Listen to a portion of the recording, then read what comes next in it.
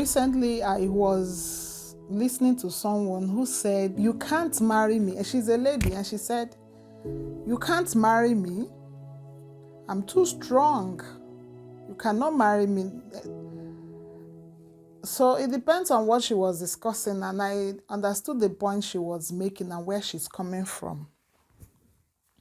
Actually, she's a powerful person. So when I say powerful, I'm not talking about somebody that has muscles or can box or can, but because of her achievements in life, her exposures, she is powerful. The audience she commands, the results she gets, she is powerful. Certainly, such people are not meant for everybody in terms of relationship or marriage. Particularly, I'm saying marriage because my topic says marrying strong men and strong women. Strong people are people who are just beyond average.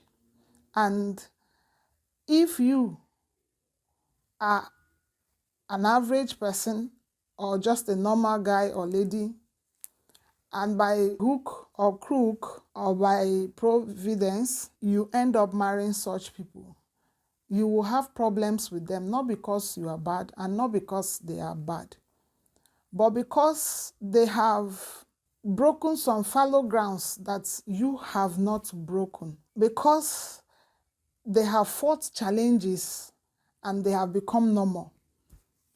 And for you who have not fought challenges in life, it is not normal.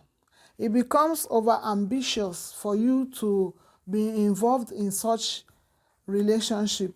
You see them as wanting too much. You see them as pushing too much. You see them as doing a lot. And I always tell people that whatever makes you like a particular person is the same reason that is going to make you hate them. I will explain to you. If you see somebody and say, "Oh, he's very calm, he's nice, I like this kind of person," there's going to be a day when you end up with that person and you discover their easygoing nature is not really working out for you. And then you're going to be like, "Aren't you seeing other people? They are daring, they can do this, your mates are achieving this, you are too calm, I don't like it." There's going to be issues of life where you expect that person will rise up to the occasion and they are not able, they are still in their easygoing, personality, and it's not all going well with you. In that case, you're going to tell them, "I hate this your behavior." But in the first instance, that was the particular thing that drew your attention to them, the first attraction between you and that person. And then if you also get entangled with somebody that is up and doing, too energetic, too strong, there will be a time when the same reason will cause problem between you. Probably at first you are seeing it like, I have issues in my life that this person can handle, can live up to. My family is a tough one and I need tough women like this to be able to cope in such setting. There's going to be a time also when you feel they are troublemakers, like they are causing trouble for you. In times when you feel like they should sit down and listen to you and let's take it easy, and they are telling you, "No, we have to fight. We have to use the same strength you saw in them earlier to pull through." They are making waves. So the same thing that made you like somebody is also the same thing that is going to make you hate them. When you see somebody and you say, "Oh, it's so romantic, is this, is that," and with time, you will still ask, "Now romance will go chop. Can't you do other things?" So that's why I say the same thing that gets you attracted to people are the same reason you are also going to feel repelled. So when you meet strong people, the admiration you have for them will at a time put you off, especially when you are not building yourself to come to their standard or even exceed it. For instance, if you marry a celebrity or you're in a relationship with a celebrity, there are certain expectations that you have to meet to be able to fit into that person's life. You should be able to meet his friends. You should be able to discuss in his caucus. You should be able to handle most of the challenges he also handles. And then if you are not able, you start seeing it as a problem. And they also start seeing you as a problem. It's just because you people are not on the same radar. You're not in the same level. So what should have ordinarily been good becomes bad. What should have been ordinarily celebrated becomes your torment, your nightmare, the thing that makes you feel less of yourself. And then if you're a man that marry a strong woman, you will feel she's going overboard. You will feel she is not submissive because she's not your kind. She's not in your level. So for you to live peaceably with such people, you are going to step up your game to be in that level where you don't feel threatened by the advantage they have over you. Probably they have money more than you do.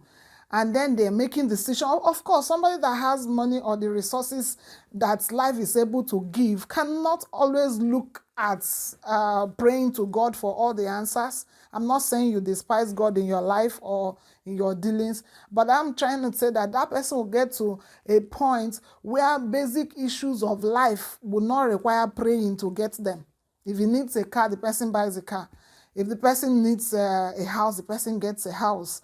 If the person, anything the person needs that money can get, they literally go and get it. And then maybe pray to God for the ones they cannot do.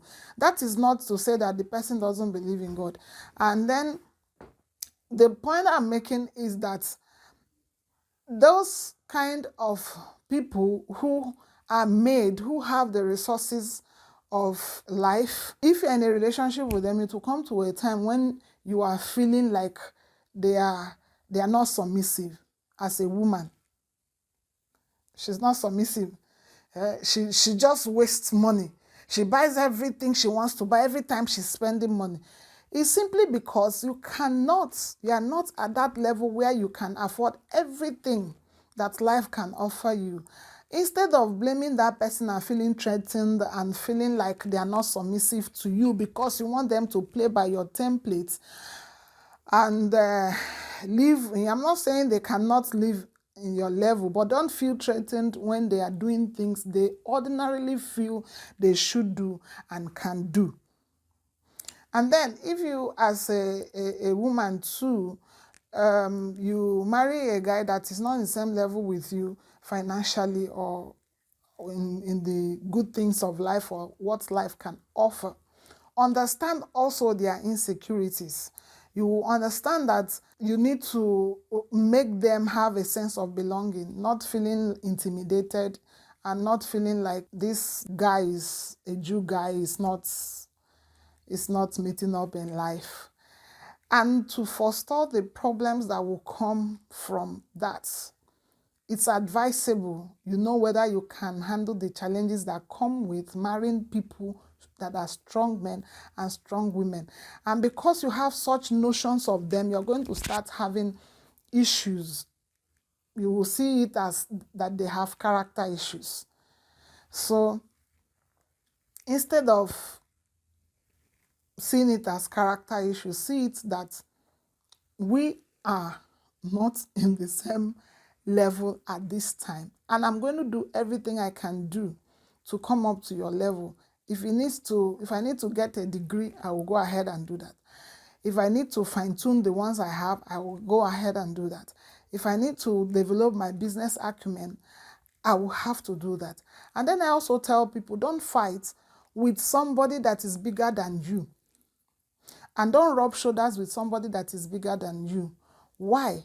Because instead of moving ahead, you are going to stay down fighting them. Because person will pass you. Those who are bigger than you, in quotes, bigger, are bigger than you. Those who pass you. Instead of struggling with them, learn from them and grow. Other than this superiority tussle, and you start fighting for things you're not supposed to fight instead of growing. Learn from those who have grown ahead of you. Find out what they're able to conquer. Find out the graces they have. Find out the steps they take.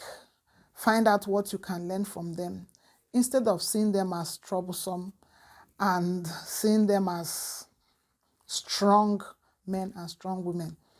Not every person is meant for every relationship. It has nothing to do with spirituality. It has nothing to do with modesty. It has nothing to do with all the things we attach to it. It has everything to do with breaking barriers, breaking boundaries, exceeding expectations. That is what it is. I might continue next time, but I'm stopping here now. Thank you for listening. Don't forget to subscribe. Don't forget to like, and don't forget to share. I love you always. Ciao.